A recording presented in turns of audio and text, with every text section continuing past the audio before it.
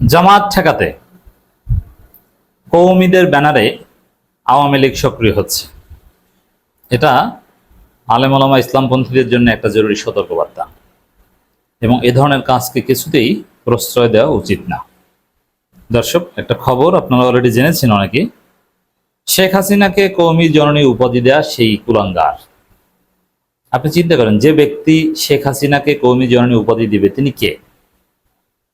কওমি আলেম ওলামারা ওভারঅল ভালো, তাদের মধ্যে যে দুই একটা নষ্ট লোক, তাদের মধ্যে একটা হচ্ছে এই মুফতি রুহুল আমিন, যিনি শেখ হাসিনাকে কওমি জননী উপাধি দিয়েছিল এবং জনতা যাকে বাইতুল মোকাররম থেকে ঘাট ধরে বের করে দিয়েছিল।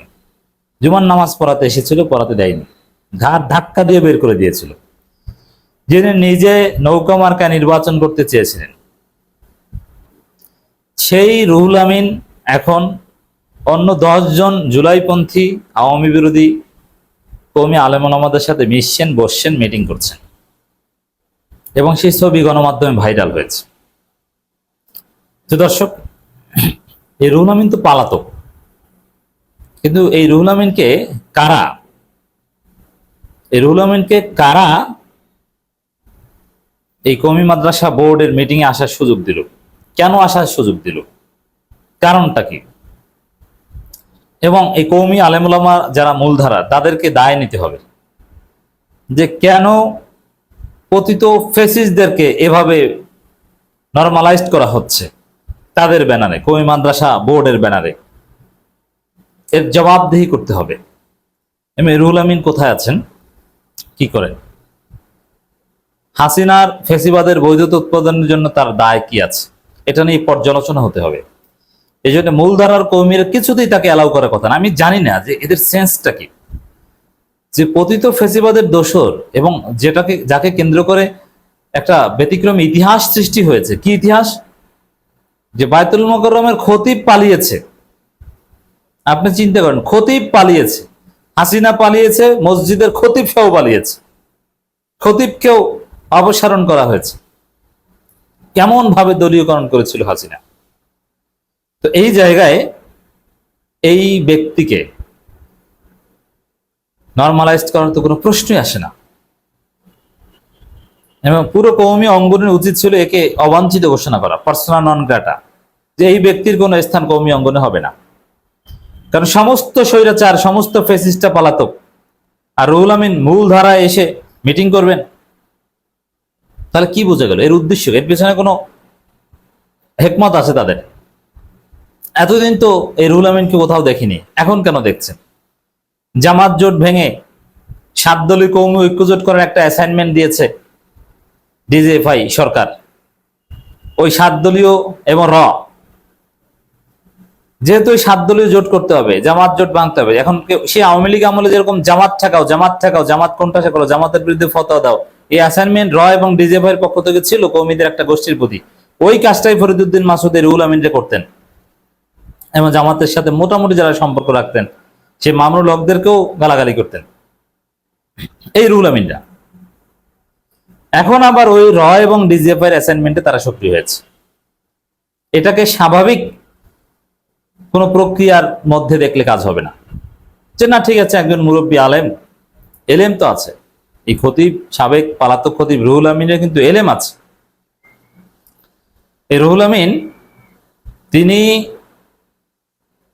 কওমি শিক্ষা বোর্ডের মিটিং এ আসছেন, মানে এটা কিন্তু তিনি নরমালাইজড হয়েছেন এবং স্বাভাবিক হয়েছে। মানে আওয়ামী লীগ নিষেধাজ্ঞা কাটিয়ে বৈধতা পেলে যেরকম অবস্থা, অনেকটা এরকম অবস্থা। এরপরে সাকিব আল হাসান, মাশরাফি, এদেরকে এভাবে নরমালাইজ করার চেষ্টা করা হবে। এটাকে জাস্ট কওমিদের মধ্যে কোনো সহনশীলতা বা রুহুল আমিনকে মাফ করে দিয়েছে বা এরকম কিছু না। এটা এবং ডিজিএফআই এর খেলা। কারণ কি, ওই অ্যাসাইনমেন্ট কিন্তু সেম। আওয়ামী লীগ আমলেও যে অ্যাসাইনমেন্ট ছিল জামাত ঠেকাও, এবারও কিন্তু সেম অ্যাসাইনমেন্ট।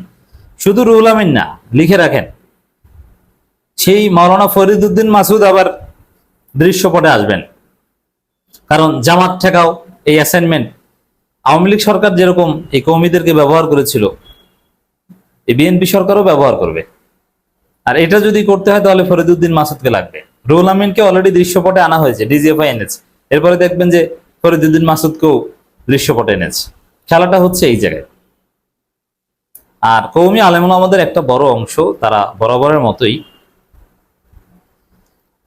গোয়েন্দা সংস্থার গুটির চাল হিসেবে ব্যবহৃত হয়। কওমিদের মধ্যে যারা উগ্রবাদী, যারা বোমা হামলা টামলা বিশ্বাস করে, হরকাতুল জিহাদ পন্থী, এখন আবার তালেবান পন্থী, আপনি খোঁজ দেন, এরা সব রয়ের দালাল। ভারত তাদেরকে প্রশ্রয় দেয়, এবং ভারত আফগানিস্তান সম্পর্ক এখন কি আপনারা তো দেখেন। এই উগ্রবাদী বাদে আরো নানান গোষ্ঠী আছে যারা রাজনীতিতে অ্যাক্ট করে। একটা বিরাট অংশ সরাসরি রয়ের দালাল, রয়ের অ্যাসাইনমেন্ট অনুযায়ী কাজ করে। তাদেরকে যেভাবে চালায় সেভাবে চলে। তো দর্শক, এই জন্য আমি মনে করি যে খতিব রুহুল আমিনের যে এই নর্মালাইজড হওয়ার চেষ্টা এবং দৃশ্যপটে আসা, এটা রয়ের একটা খেলা। এবং যেহেতু সামনে গ্রেটার অ্যাসাইনমেন্ট রয়েছে জামাত ঠেকাও, তার একটা অংশ যে প্রচন্ড জামাত বিরোধী, যাদের আপাতমস্তক জামাত বিরোধিতা, যাদের মধ্যে সামান্যতম জামাত সহনশীলতা নেই, বরং জামাত সহনশীল কওমি আলেমদেরকেও যারা ঘাট ধাক্কা দিয়ে বের করে দেওয়ার জন্য রাজি। সাপোজ এই রুহুল আমিন কিংবা ফরিদউদ্দিন মাসুদ, এদের মানহাজটা হচ্ছে এরকম। হ্যাঁ, মামুনুল হকরা এখনো জামাত জোটে আছে, 7 দলীয় জোটে আসলো না। মামুনুল হকদের কওমিতে অবঞ্চিত করো, প্রয়োজনে এই ধরনের কথাও বলতে পারে। হ্যাঁ, জামাতের সাথে যে চলে, এই কওমি মাদ্রাসা বোর্ডের অন্তর্ভুক্ত তার মাদ্রাসা রাখতে পারবে না, এ ধরনের সিদ্ধান্ত নিতেও দ্বিধাবোধ করবে না। এই টাইপের এক্সট্রিমিস্ট বা এক্সট্রিম জামাত বিরোধী যে আলেম আছে, যারা আছে, তারা এখন এই রুহুল আমিনের মতো একে একে দৃশ্যপটে আসবে। এবং এরা তো বেসিক্যালি আওয়ামীপন্থী। এর মধ্যে আরেকটা তথ্য দিই, আপনি কওমি আলেমরা, বেশিরভাগ কওমি আলেম কোন দল করে? হ্যাঁ, এখন কওমিদের একটা অংশ জামাতের দিকে ঝুঁকছে, জামাতের প্রতি সহনশীল হচ্ছে, ঠিক আছে।